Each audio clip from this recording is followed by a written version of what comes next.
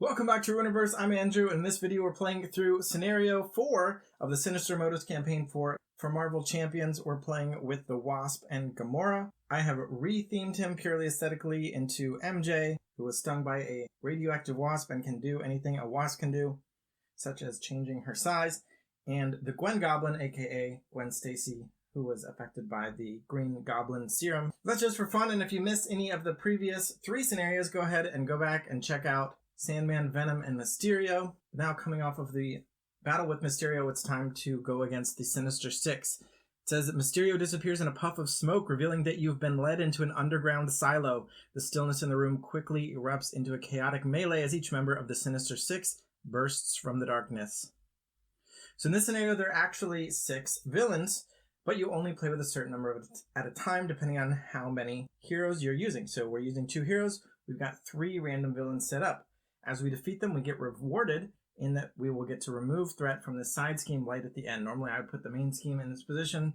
I've got the side scheme there, and instead of actually putting threat counters on it, I've got this big dial because the villains are going to have smaller numbers of hit points, and this scheme right at the end has a massive amount of threat. It's starting at 32. That's 30, 10 plus 10 per player, so 20 plus the 10 that's printed there.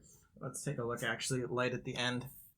Because what is thematically going on here is that we're trapped in a tunnel. The Sinister Six is chasing us, and we have to fight them off as we make our way through the tunnel. So you can see it says 10, that's the normal amount of threat that a scheme would start with. And also at the top near, it says hinder 10 per player. So that's 2 players, so that amount is going to be added onto the 10.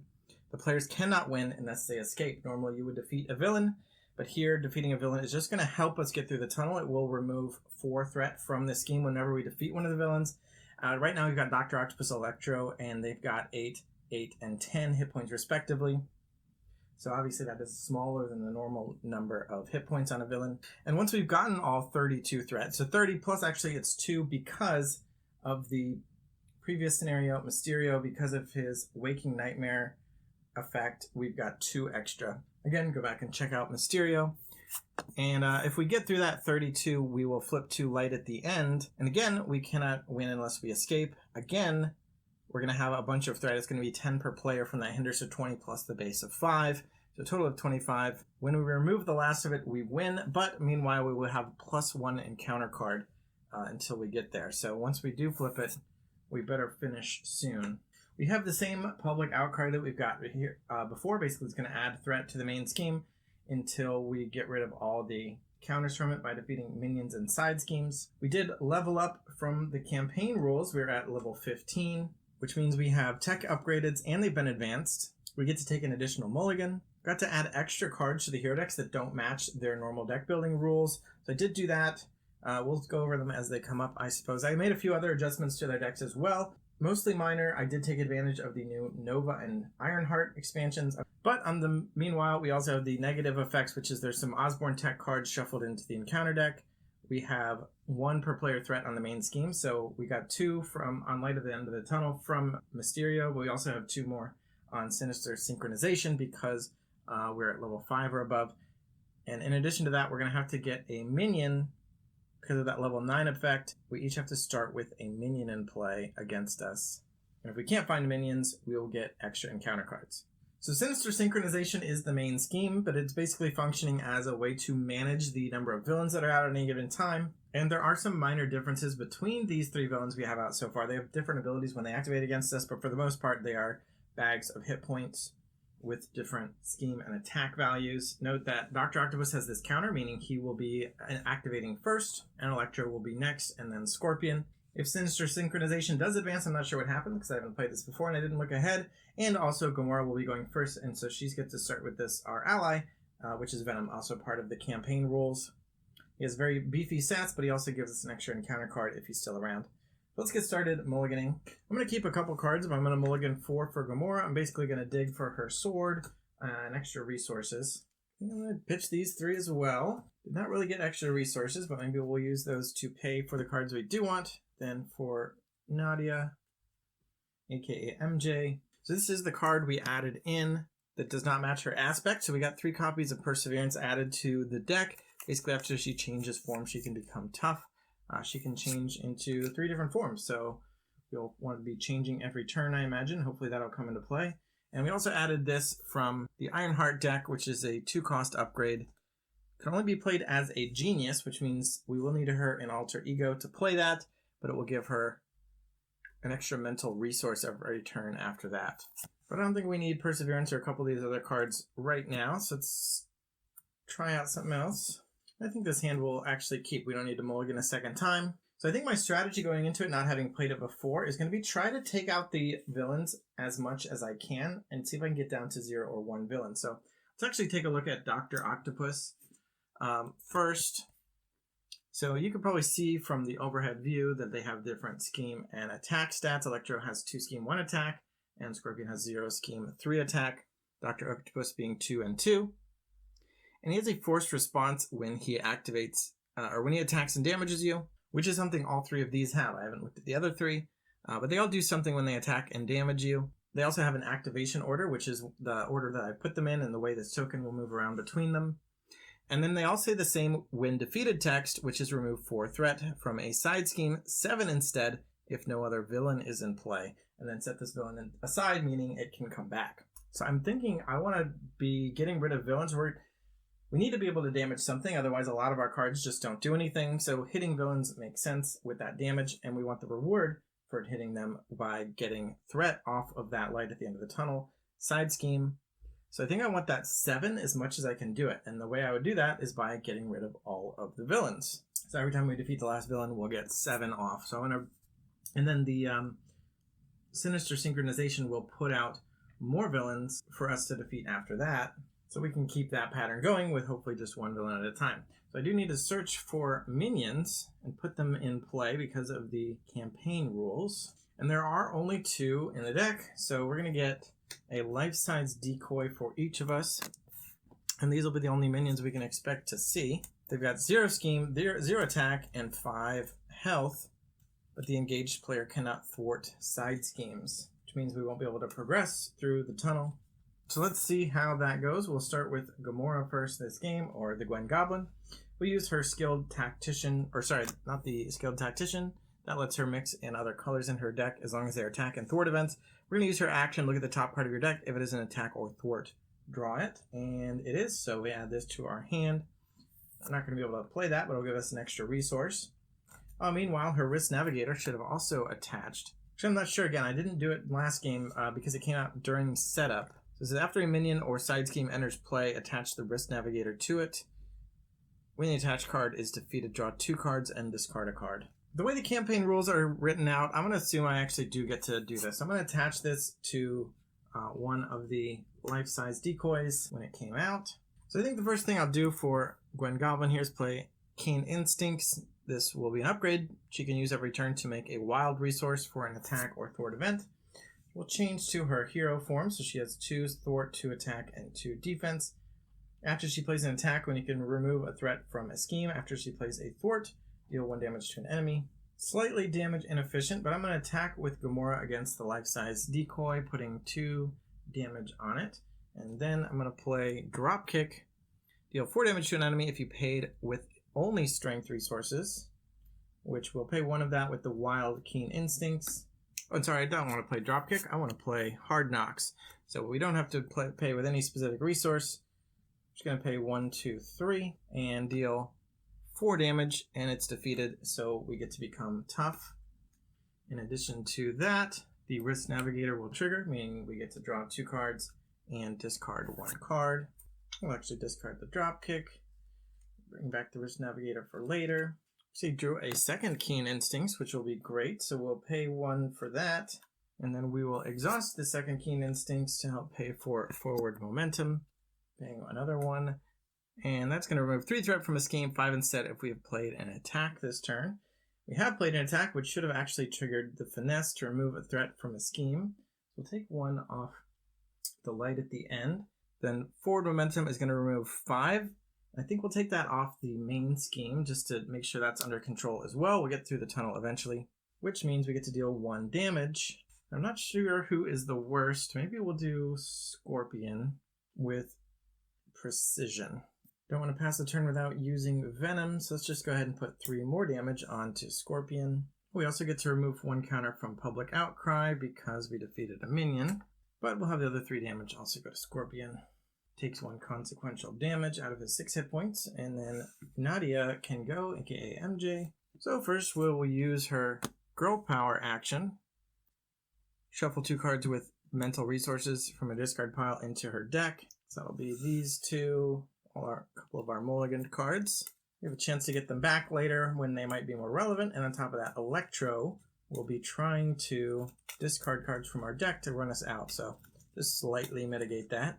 Then while we're in alter ego form, we can activate the compact darts, which is after your hero attacks, remove a dart counter from here and deal 1 damage to 2 different enemies. Alter ego action is to spend a resource of any type to get 3 darts. So we want to load it up while we're in alter ego form. So go ahead and pay 1 for that. Also, we want to make sure we get the Ingenuity out while we're in alter ego, because her hero form is not a genius, so we'll just pay with strength 2 resources for Ingenuity. Then we're going to switch to hero form. We're going to switch to Tiny Wasp form. After Wasp or an event you play defeats a minion or side scheme, deal 1 damage to the villain.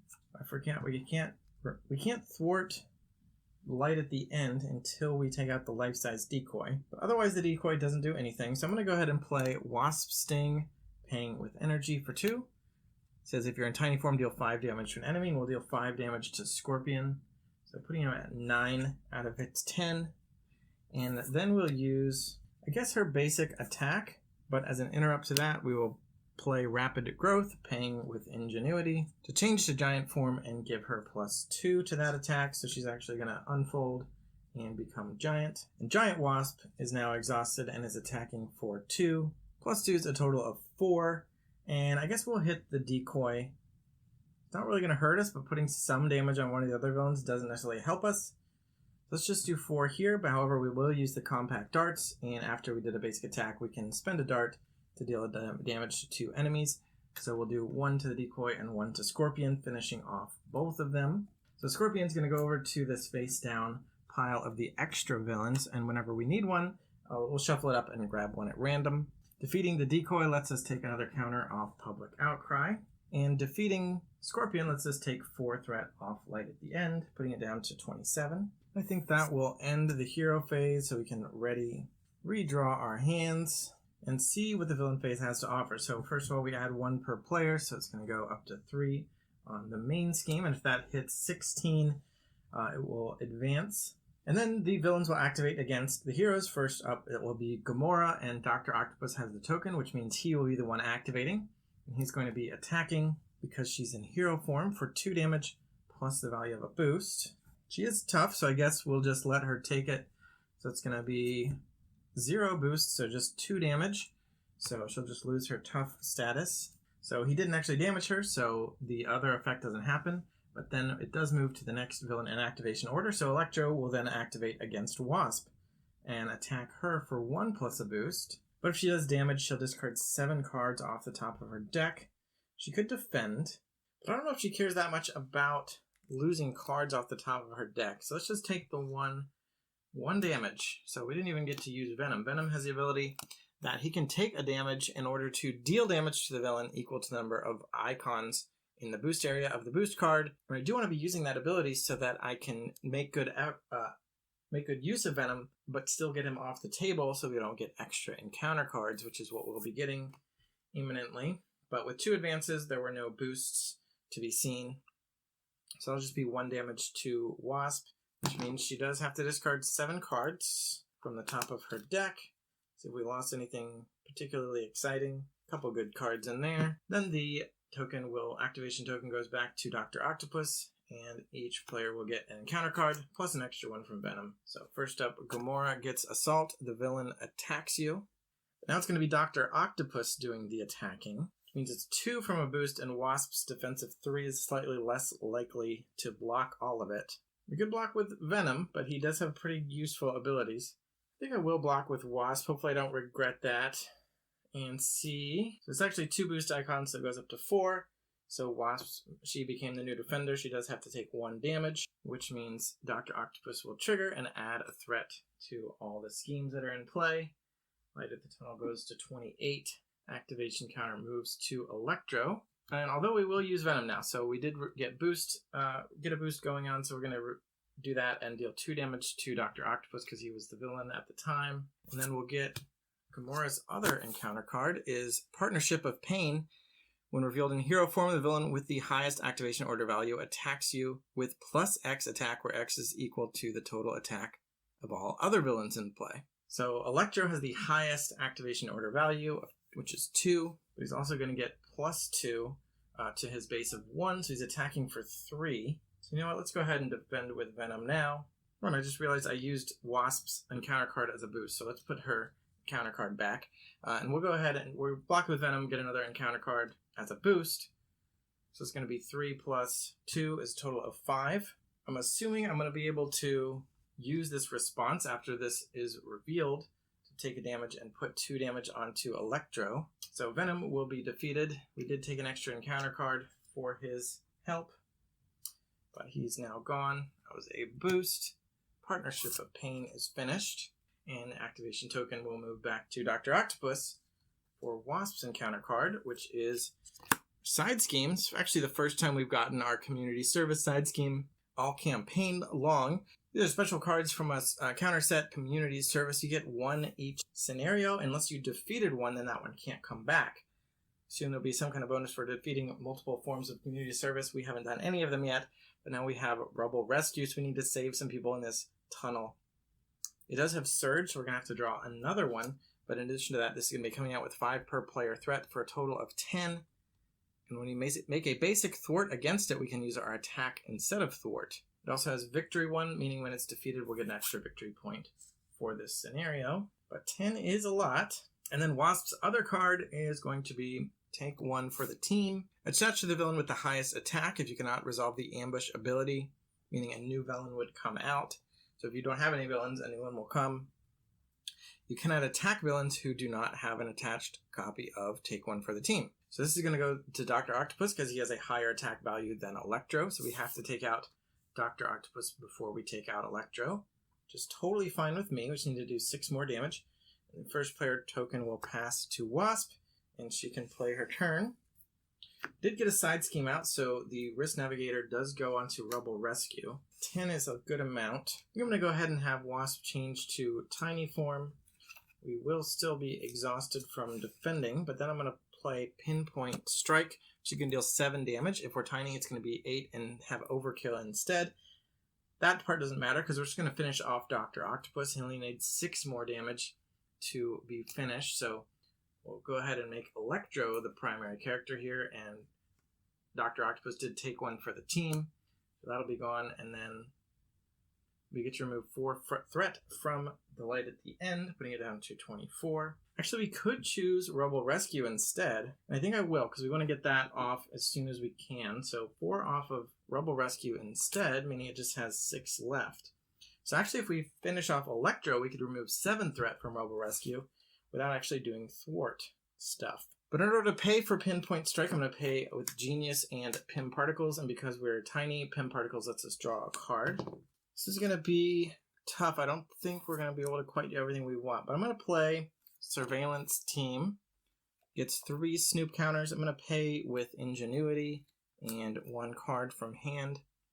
And we can exhaust it and pay a Snoop counter to remove 1 threat. So let's go ahead and do that. We're going to try to get rid of Rebel Rescue and maybe give Gamora some extra cards. So 1 from there. And we'll play Skilled Investigators as well under any player's control. And I think we will give it to Gamora. After a side scheme is defeated, exhaust this and draw a card. So Gamora will be able to do that in addition to Risk Navigator. Problem is she doesn't have any attack events to trigger Finesse or this Fluid Motion that we've added to her deck. All right, we might actually get there. So first I'm going to play Combat Training for Gamora, paying with Energy. So that'll permanently give her +1 to her attack.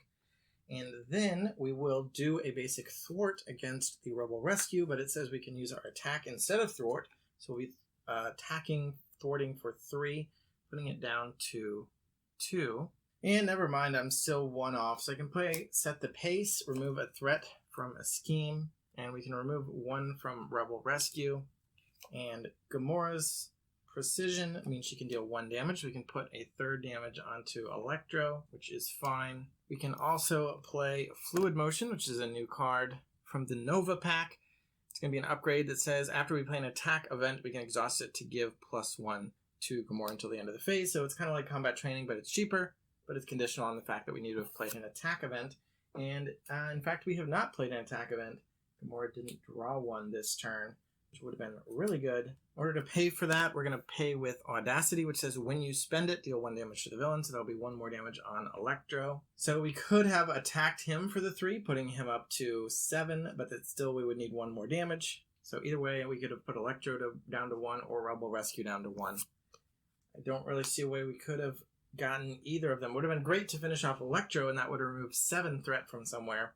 We could have, if we were able to focus him with damage and ignore the Rebel Rescue, leaving it at 7 or 5 or more, leaving it at 7 or less, we could have just popped it off with that when defeated ability. But as it is, I think we're just going to have to wait. Too bad Wasp didn't get to use her darts because she defended and we let Venom go away. So it is time for the second villain phase after we ready and draw.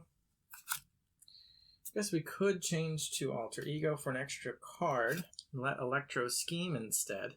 So let's do that with Gamora. Let's put her into Alter Ego. Wasp changed from giant to tiny, so she can't. But that'll give Gamora an extra card. She has a bigger hand size in hero form, as most heroes do. And then Electro will activate against Wasp, attacking her for 1 plus a boost.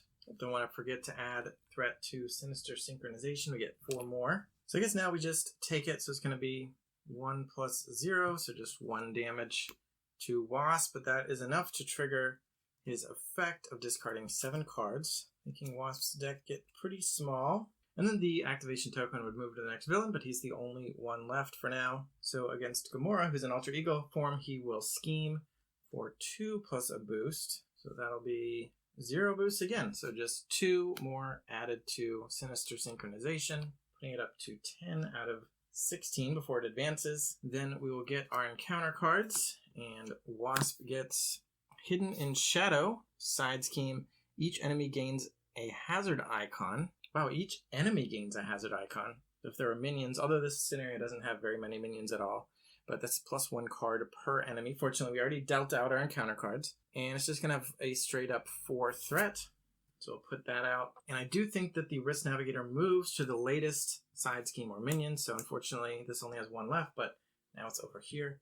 And then against Gamora in Alter Ego form, we get Shadows of the Past, meaning her signature villain here, Nebula, is going to come out to fight her. She's Retaliate 2, meaning if she's attacked, she deals 2 damage in response. And when she would enter play, Gamora's ally Nebula leaves, so she becomes a traitor. But fortunately, that doesn't happen to us. So we just have Nebula coming out against Gamora here. We also get Sibling Rivalry, which is Nebula's side scheme. Players other than Gamora cannot remove threat from Sibling Rivalry. And after the villain phase begins, deal a face-down encounter card to Gamora. So it's another extra encounter card unless we get rid of this one.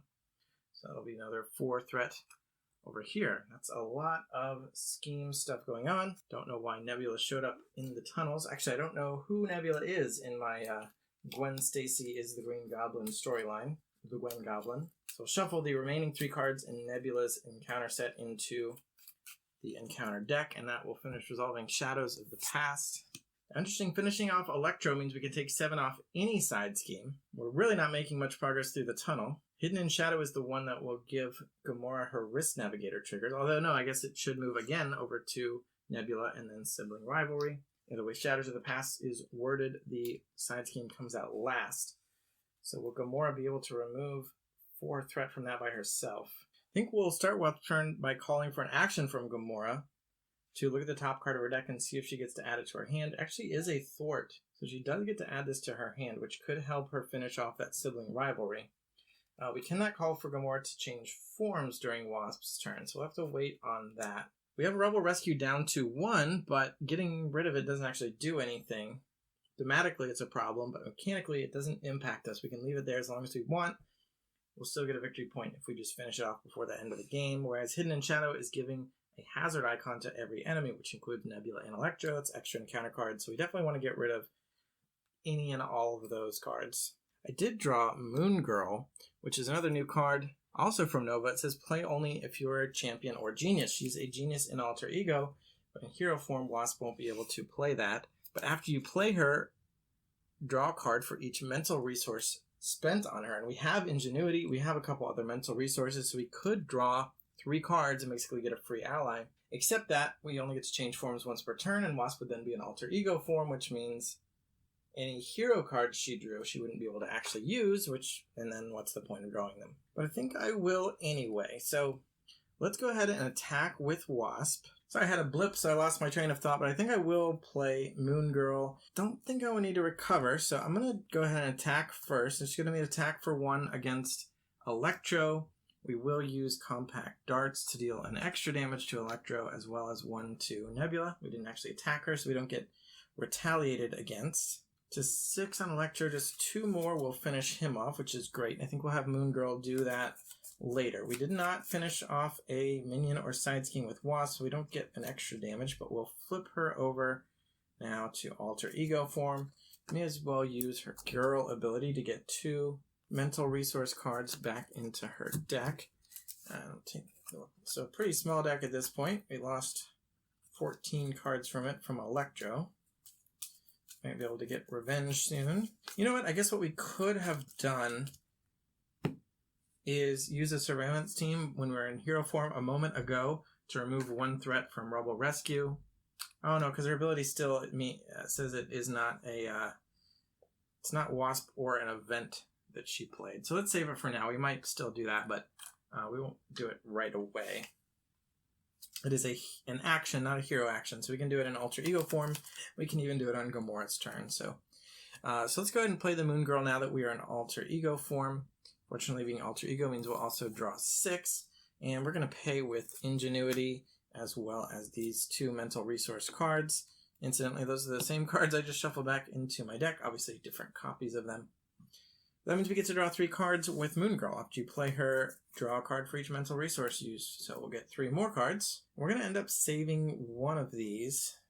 Maybe what we're going to do is play Spider-Man. Which 3 do I want to pay with? I guess I'm going to hang on to Monica Chang and pay with these 3 cards. So we're going to bring out Spider-Man, and we're going to give him +2 thwart till the end of the phase. So he's going to be able to thwart for 3.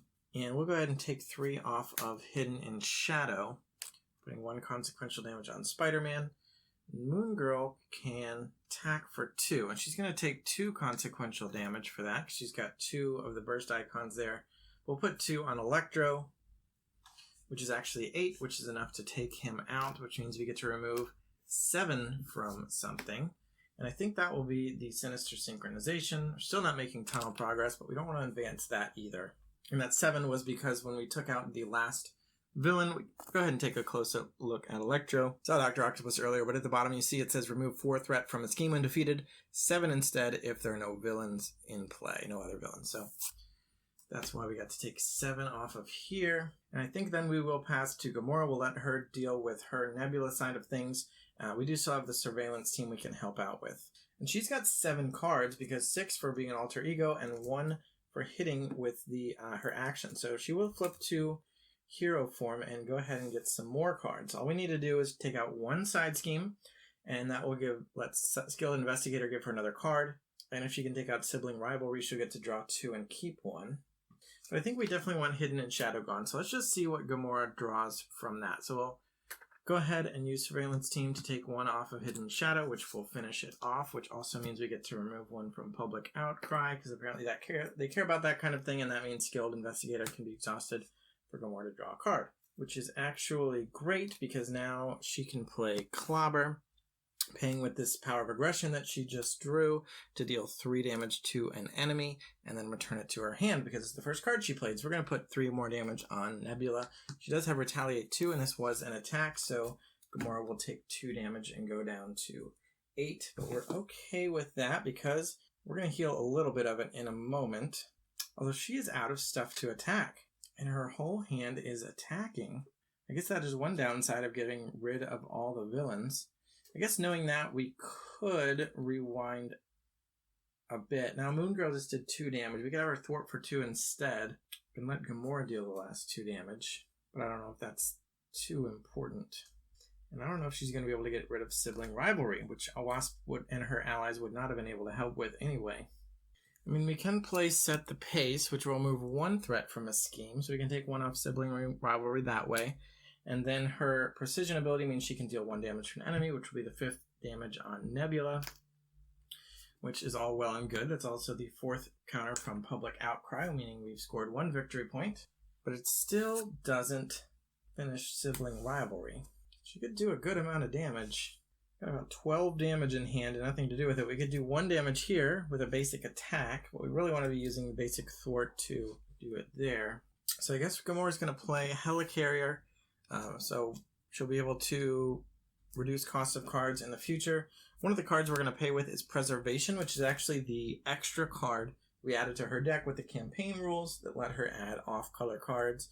Max number of copies of 1 off-color card to her deck. She can already play off-color attack and events and thwart events up to 6 copies, so that's not this. She's got other green cards in her deck because of that, but this one, Preservation, is from the campaign rules.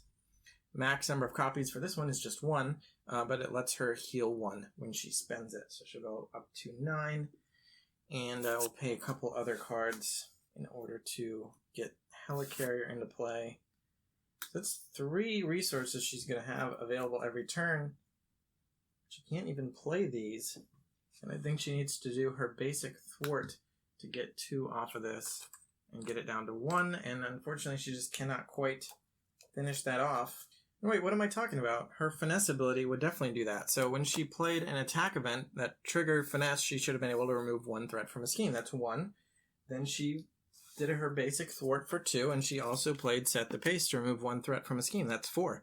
So I don't know, I must have skipped that first finesse trigger when she played Clobber, which we actually just paid as a resource because it came back to our hand because of the first card we played. So that is 4. So we should be able to get rid of sibling rivalry as well, which means Risk Navigator triggers and she gets to draw 2 and discard 1.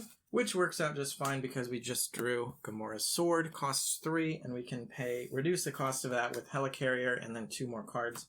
Can't pay for it with Decaying Instincts because they only pay for attack and thwart events. Nonetheless, we got Gamora's Sword out, so after she plays an attack event, she'll deal 1 damage every time. So now she's going to have a bunch of attack bonuses going on, which is great. And one more thing, we can actually use these compact darts. I was going to save, it still had 1 counter on it, so I didn't really think about refilling it, but since Nadia is in alter ego form, I think now's the perfect time. We'll call for an action from Wasp, MJ, and we'll use that alter ego action, spend a resource to get 3 more darts, so we'll lose Monica Chang and add 3 more darts, bringing it up to 4 darts. It doesn't say max 3 or anything anywhere, so it seems fine. And now I'm happy with how that phase went out. I definitely felt like Gamora should have been able to get rid of sibling rivalry, and we figured it out. So I was just missing that finesse. Rubble Rescue is still around for yet another turn, just hanging out there. Civilians in the rubble. Nadia MJ gets to draw 6, and Gamora will draw 5. Still not quite run out of cards. And now, well, first we add the 4 to Sinister Synchronization, putting it up to 7.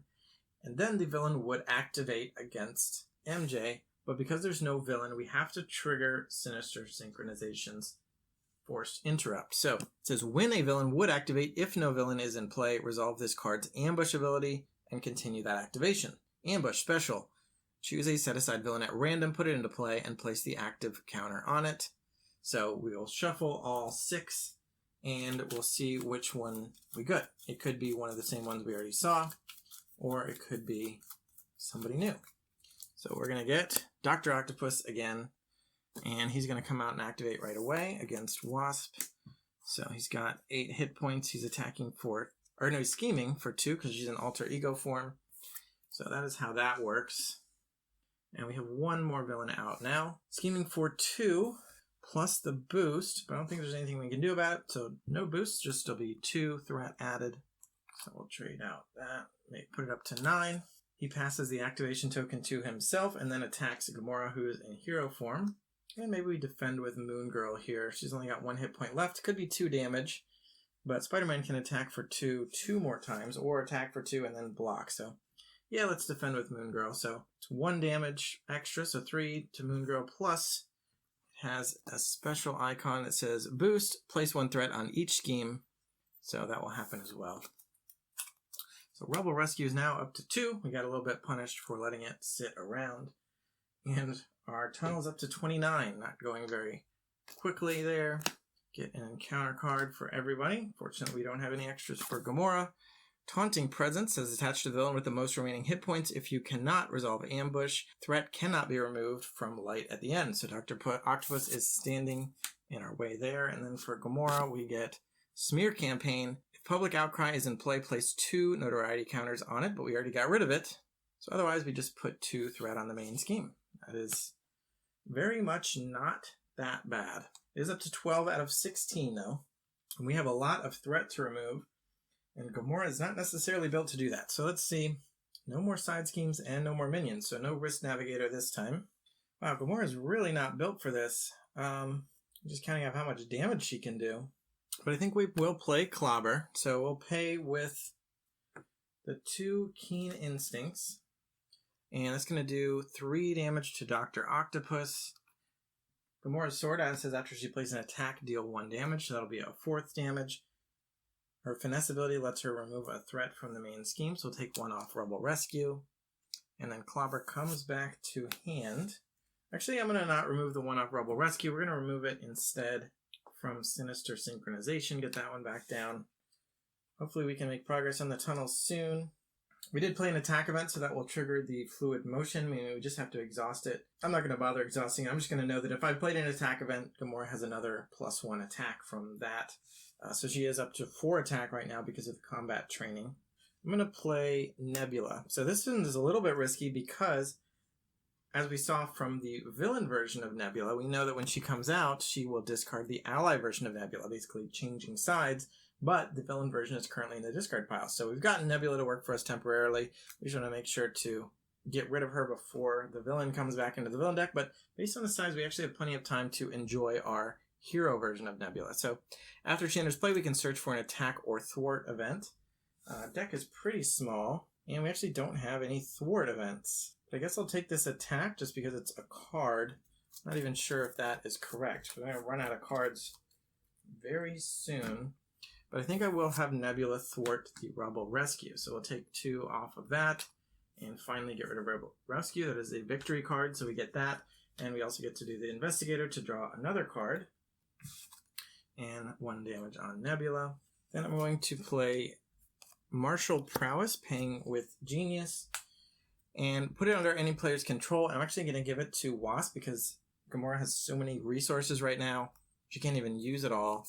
And that'll let Wasp generate strength resources for attacks. This makes me sad because Gamora could easily do another 11 damage. Dr. Octopus only has 4 health. So I'm just going to play Acrobatic Move. Attacks for 2 for 0 cost. We're going to play 2 of those. So that's 4 damage onto Dr. Octopus, which will take him out, meaning we can remove 7 threat from a scheme or a side scheme. Well, you know what? I think I cheated before. I removed 7 threat from Sinister Synchronization. So we could have removed that from somewhere else. I'm going to put 5 back. I'm not going to put the full 7 back because I could have removed it from somewhere else. I removed it from here instead. But yeah, the villains actually can't take threat off the main scheme, only a side scheme. So we'll take the 7 off of this time. Finally making progress on the tunnel, putting it down to 22. And Nebula still has 2 cards in her hand that she can't really use. But she can thwart or attack. We could attack for 4, but again, no villains. So I guess we're just going to be thwarting for 2. Now that this is at 16, we better make it here. Baby, bye-bye. I wish you the best. We can use Nadia again, girl side, to shuffle 2 mental resources in. I do like me some Moon Girl and Lay Down the Law, so we'll shuffle those in. Hold me closer, although you leave before the sunrise. I'll be bleeding, but don't you mind, I'll be fine. So while we're traversing the tunnel, let's go ahead and benefit from the Avengers Mansion. It's going to cost 4, so I'm going to pay with these 2 plus 1 from the Ingenuity plus Gamora's going to help us out with this helicarrier, reduce the cost by 1. So we'll bring out Avengers Mansion and exhaust it immediately to draw a card. We actually drew the other Lay Down the Law. I was thinking about playing something else, but would be a little bit card inefficient. So let's just go ahead and switch into giant form, because we've got 2 thwart there. And when we, as a response to changing forms, we will play Lay Down the Law, paying with Red Room Training, remove 4 threat from a scheme. Oh, we have to pay with a mental resource, so it's only 3. That's too bad. Maybe I should have saved the ingenuity. I don't know why I always forget that it is 3 instead of 4. But I guess that's what I'm doing, because I'm going to play 2 of those, and neither of them is being paid for with a mental resource. So we'll just take 6 off, putting it down to 8. Still isn't tunnel progress. And then we will thwart for 2, putting it down to 6. And then pass the turn. Well, pass it over to the villain phase of the round. And by some weird coincidence, both characters here have emptied their deck exactly at the same time. So they both have exactly 5 cards on hand and exactly empty decks, which means they both get an extra encounter card. So just when I thought we might have been stabilizing, we are actually going to get a little extra threat, a little excitement, a little extra excitement. Wasp is playing Justice. She's playing yellow, so maybe she should have been doing a better job of just removing threat and not focusing on dealing any damage. Meanwhile, Gamora could be doing all of the damage. In fact, she can do extra damage, more than is necessary at this point. All right, so we get 4 more, putting it up to 10. The villain would activate, so we need to draw 1. Now, I don't like shuffling tiny decks of cards, so I'm just going to roll a die instead. So we got 3, so we pull villain number 3 here. And we got Hobgoblin, so there's somebody new. 2 scheme, 1 attack. And if he attacks and damages you, take 2 indirect damage. Everything else being the same. He's got 9 hit points. And he is immediately attacking Gamora. We don't want to take indirect damage, so I think I will defend with Nebula. Which reminds me, I didn't actually use Spider-Man at all. I should have used him just so that he's kind of like ready to block, but I didn't feel like thwarting for just 1. So I think I'll just stick with what I did. So an attack against Nebula is going to be 1 damage plus the boost of 2, so 3 damage to Nebula. We'll take her out. We did just reshuffle, so we won't see her again for a while.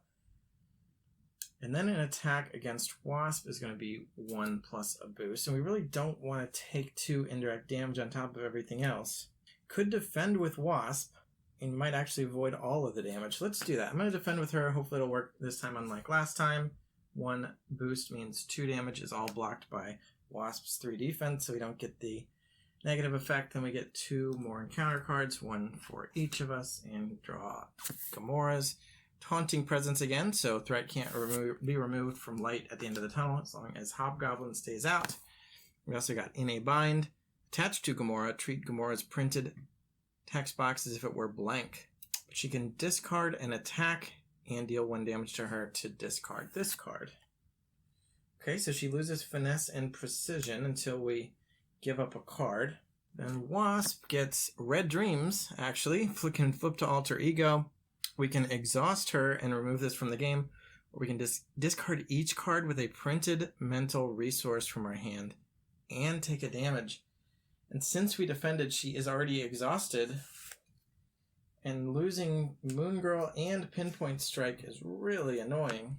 But I don't think there's anything we can do about it. I was thinking I might take that flip to Alter Ego so that I can then play Moon Girl and then change into hero form. But as it is, we're just losing these cards, and so she won't even be able to play it. So I think I won't even bother changing form, so we just have to take it. Bring her down to 7. And the other card is Brute Force Barricade, which says Victory 1. Threat cannot be removed from other side schemes, and it starts with 9 threat. So completely blocking the way till we get rid of that. And the Risk Navigator should attach there. So this isn't too bad, honestly, although we did just lose a couple cards from Wasp's hand that really messed up our plan. We're going to bring out Moon Girl again, draw more cards. First player marker will pass to her, though. All right, it's been taking a while to get through this tunnel, so I had to take a break, but I'm back the next day, and let's try to get back into the mode of what's going on here, but I think I'll start by drawing a card and recoup Wasp's hand a little bit. And I think we need to focus on clearing this barricade, not only for Gamora's Wrist Navigator, but also can't remove threat from light at the end until we do. Still up at 22 on that. So I think the best thing is going to be play Ant-Man. He gets +1 attack while Wasp is giant, or +1 thwart while she is tiny. I think we're going to want that thwart, so I'll probably be changing her into tiny form. She'll still be exhausted from defending. And we'll just pay 4. We're not going to be able to use martial prowess or ingenuity, unfortunately. So we'll bring out Ant-Man, and we're now tiny, so we're going to have 3 thwart. Let's go ahead and remove this. And I guess we'll just also use Spider-Man and the surveillance team to remove 2 more threat from it, putting it down to 4, and that's going to be Wasp's contribution for the turn, I'm afraid. Then can Gamora finish that off and take out Hobgoblin? Well, first we'll play Clobber, paying with strength, and again this is deals 3 damage and then comes back to her hand because it's the first card she's playing this turn. And then we'll use In a Bind's ability. It says discard an attack event and deal 1 damage to Gamora, so we'll discard that Clobber, put Gamora down to 8 to get rid of In a Bind, so now she has access to Finesse and Precision again. We're going to need to thwart for 2 just to get it down to 2. We did play an attack, so we get to trigger her sword to deal 1 damage. That's 4 out of 9 hit points on Hobgoblin. I'm going to reduce the cosmetics card with the Helicarrier and then pay a resource to play Spider-Girl. So she's got 1 thwart and 2 attack. We get to stun and confuse a minion. But unfortunately, all we're going to be using her for now is 1 thwart. Remove 1 from the barricade. And then we can pay both our Keen Instincts to play Fusillade. We have to exhaust one of our weapons, so we'll exhaust the sword, which doesn't really matter. And it's going to deal 5 damage. So we're going to hit Hobgoblin for 5 out of the 4. We'll finish him off, which means the Taunting Presence is gone. And I think that's going to trigger 2 things. And I don't know how that works, because when Hobgoblin's defeated, we get to remove 7 threat from a side scheme. Brute Force says we can't remove threat from any side scheme other than this one, but we're also triggering Gamora's Precision ability, which says after we play, or rather her attack trigger from Finesse, after we play an attack, we can remove 1 threat from a scheme. So I'm going to assume I can do it the way I want, which is to remove 1 threat from a scheme for after playing an attack, and then get the trigger from Hobgoblin to remove 7 threat from a side scheme, which will put this down to 15. Which now actually does feel like we're making progress. So Hobgoblin will go back to that stack. And we finished the Brute Force Barricade, which actually has Victory 1, which means it goes to our Victory pile instead of the discard pile. We can use Skilled Investigator to draw a card, and Wrist Navigator will have us draw 2 and discard 1. Unfortunately, we kind of played out our hand already. We had to in order to get to that point, and we're not going to be able to use these cards. So that will end this hero phase. We did not get to use combat training or fluid motion again. I feel like with all the attack events, Gamora's mostly probably going to have to be using her thwarting basic ability, and those upgrades aren't going to help us very much. Do we want to go to Alter Ego? I guess not. We have a lot of threat to remove as it is, though I do like the extra card, but we're already going up to 14 here out of 18, so the Sinister Synchronization is threatening us. And let's go ahead and roll again to see which villain comes out from the ambush ability. Number 1, that would be this guy here, which will be Dr. Octopus again. So Doc Ock has 8 hit points, and he is attacking Wasp with 2 plus a boost.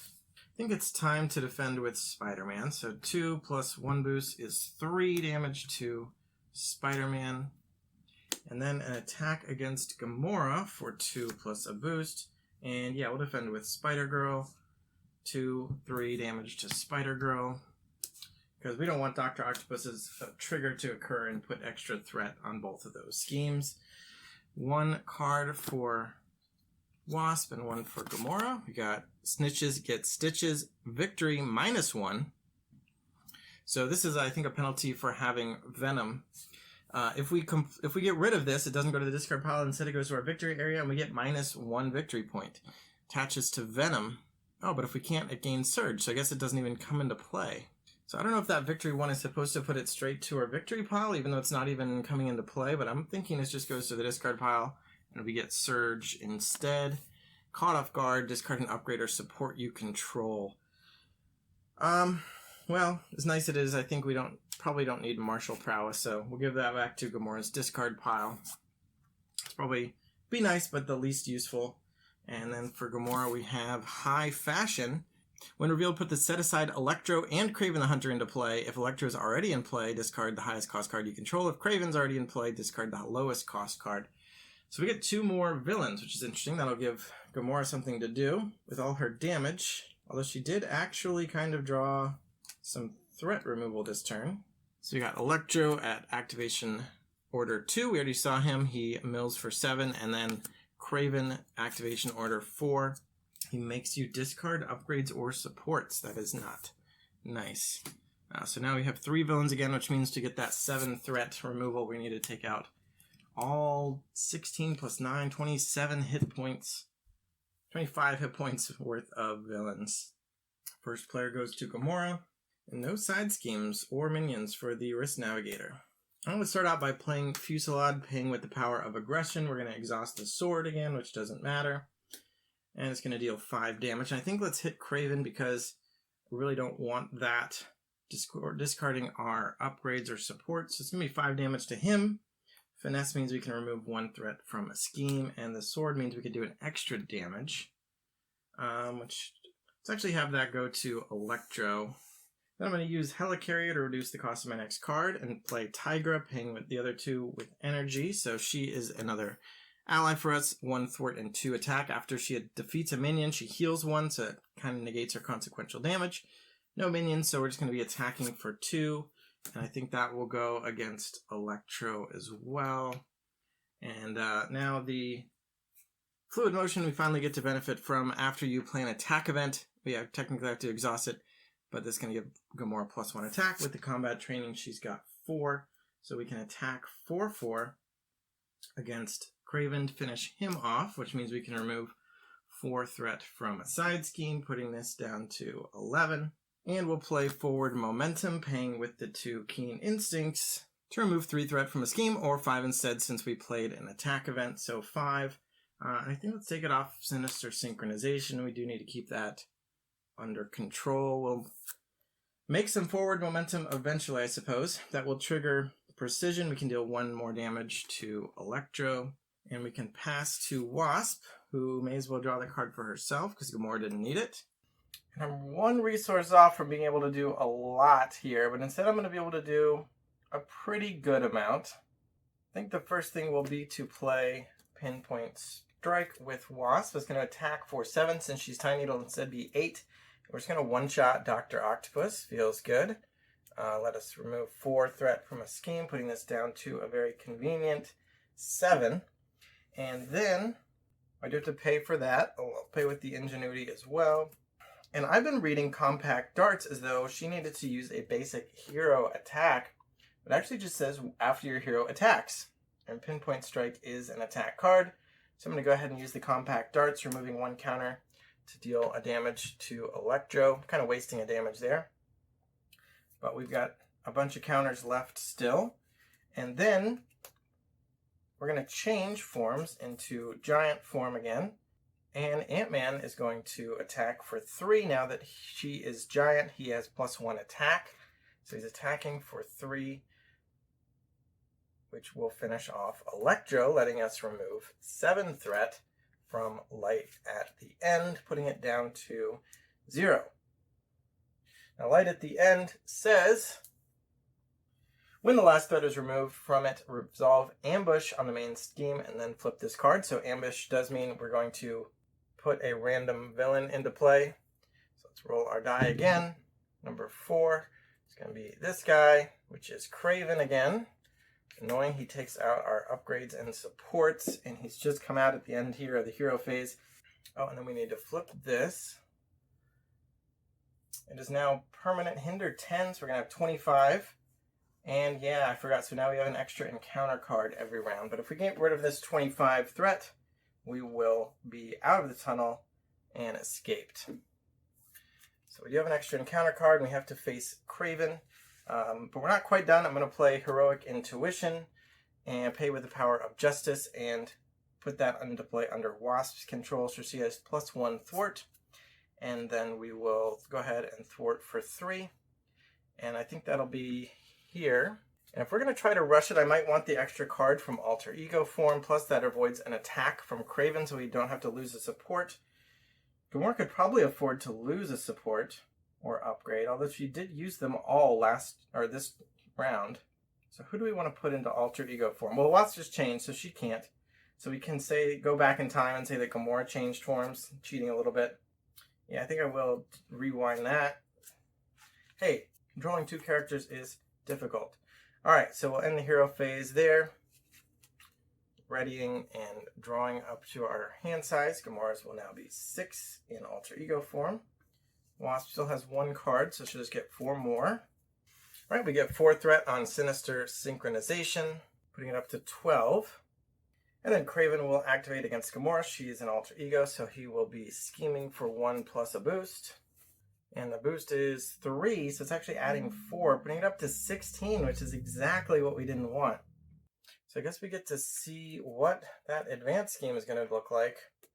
Going on to Sinister Beatdown. The 6 villains are more confident than ever, determined to bring about your end once and for all.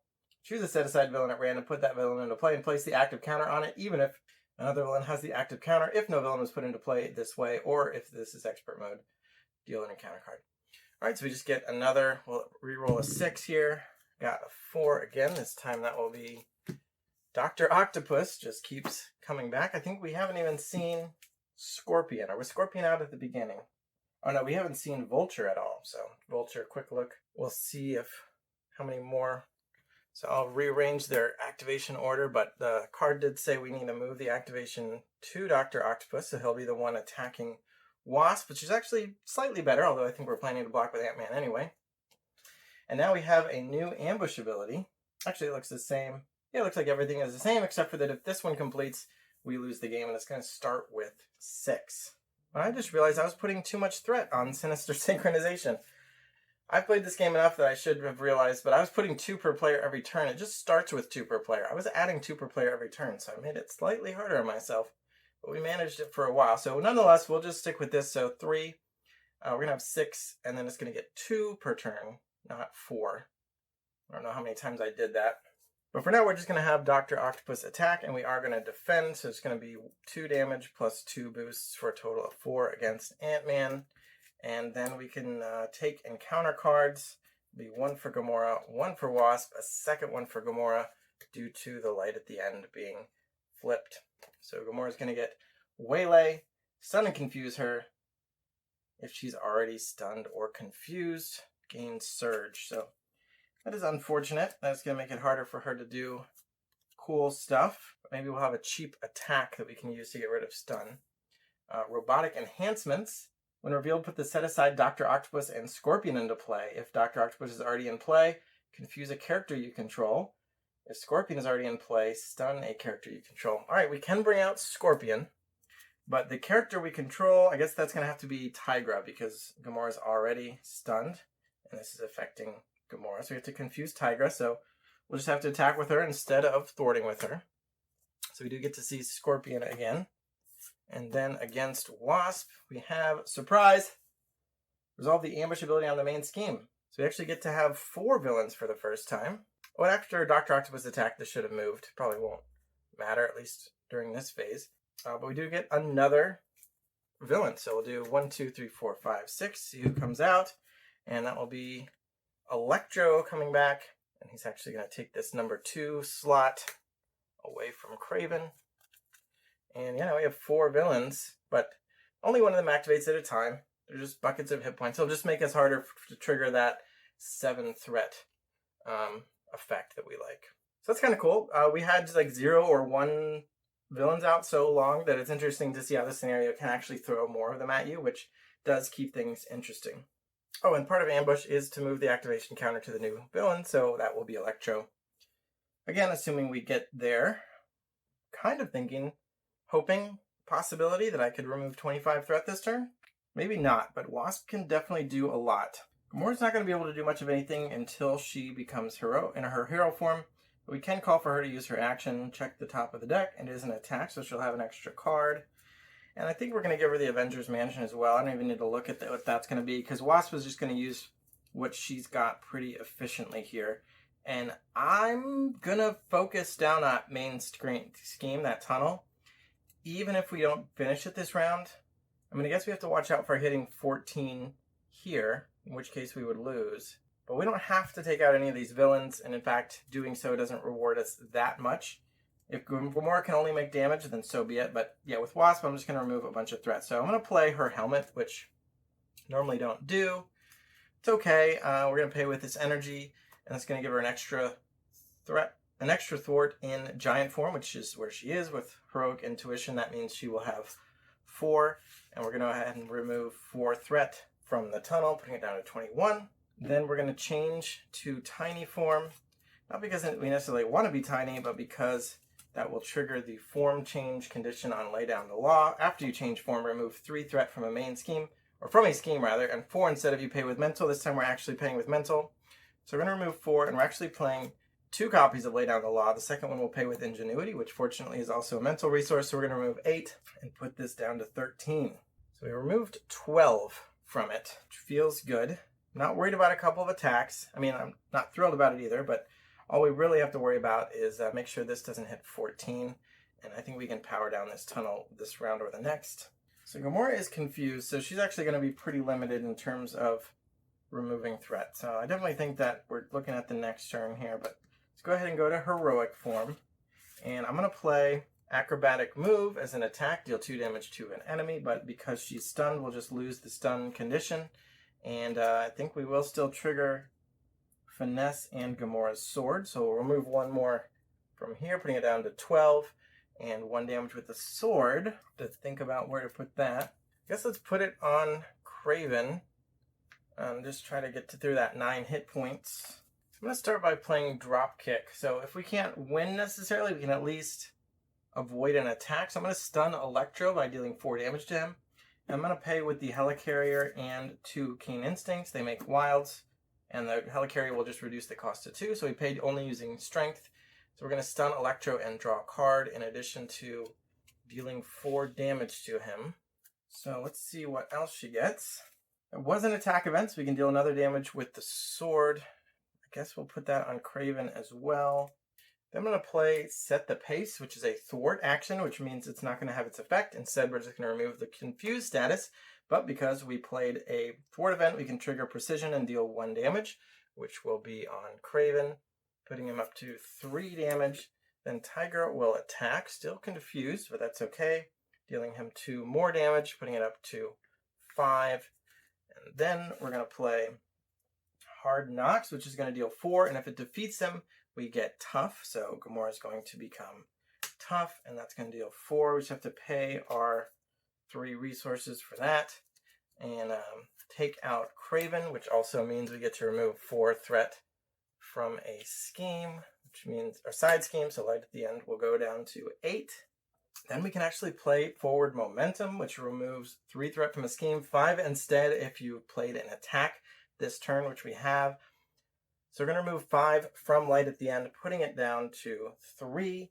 And then Gamora can actually just use her basic attack for 2, plus 1 from combat training, plus 1 from fluid motion for a total of 4, and just hit this stunned Electro for 4 more damage, putting him up to 8 damage, defeating him, letting us remove 4 more threat from a side scheme, and putting light at the end down to 0. So in the end, we actually did finish it out this round by doing a bunch of damage, working through stunned and confused on Gamora, and using every single upgrade and support she had in play, except for these 2. Oh, and we have to pay for that. All right, so we need to calculate our reputation value. We finally did complete some community service, and we are going to have to mark down the last one standing. So the villains that remain in play are going to be Dr. Octopus and Scorpion. So I guess that will haunt us later. Victory points in the victory display, we have 3. No minions in play will be up +1 for 4. No side scheme. I think light at the end is gone, right? That counts as being defeated. So +1 is 5. No threat on the main scheme does not apply. Fewer than 1 acceleration tokens, definitely. We didn't even go through the deck once. And no defeated identities, so plus another one there. So that's 7 victory points. I think 5 would have put us to the maximum that we would benefit from. There's not really a chance of getting 10 there, I don't think. So we're going to get a few more bonuses for the 5th and final scenario, which is that we'll get to choose a card to start with in our opening hand. But we're going to be starting with an extra scenario-specific side scheme in play with an extra 1 per player threat. We also both get to start with a helicarrier, but we're going to need to find a 3rd Osborn tech. And I'm not sure where I put my Osborn tech, so I'll have to do that part later, randomly selecting which one will show up for the 5th and final scenario. Let's take a look at what happens next here. We make it through the tunnel and we find our way onto a roof. Venom is still with us. Says, you finally decided to join me. I thought you'd be faster. Shut it, Norman. I am so done with you right now. Of course, we're playing with the Gwen Goblin, Gwen Stacy, and this being the Green Goblin. I think in this version, it's going to be her father who has become the Green Goblin. So this is a very personal moment here. Shut it, Dad. I am so done with you right now. Manners, young lady. Although I'd imagine you are exhausted, you've been through quite the ringer. Unfortunately for you, this is only the beginning. Bit of a sonic blast for Venom's sake. By the way, I should thank you for returning my experiment. The pieces that I dissected are really nothing without the whole. You may have stopped Osborn before, but you won't stop us. We are Venom Goblin. So stay tuned for next time when MJ, a.k.a. the Wasp, and the Gwen Goblin face off against Venom Goblin with all the various upgrades and hindrances that the campaign provides. Thanks for watching. Subscribe so we can get more subscribers, and bye.